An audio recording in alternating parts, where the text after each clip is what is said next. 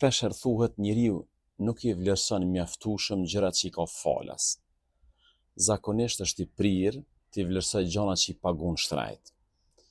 Relativisht është e vërtet kjo thënie. Një ditë po bisedoja me një mik edhe kështu bisedë të lirë, më tha, a din pse njerëzit ja kanë filanit i nati?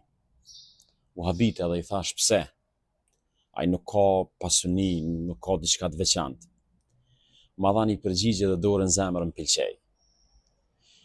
Ai më tha, njerëzit shpesher bëhen xheloz për gjërat që ti posedon edhe ato janë pa pare.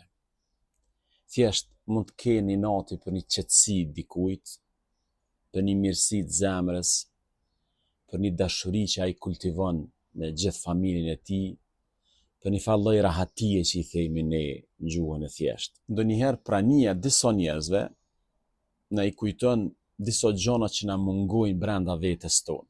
E shohim një njeri shpesher që jeton në paqe me vetveten, është i sinqert në qëllimet e tij, e bën një jetë qetë, ani pse nuk ka shumë pasuni ose mall. Pse e fillova kështu? Sepse kam fillu me mendu që u ardh koha mi u kthy e me i vlerësu gjanat të cilat janë pa pare. Një shëtitje, një ecje në mëngjes është falas. Mirënjohja është falas.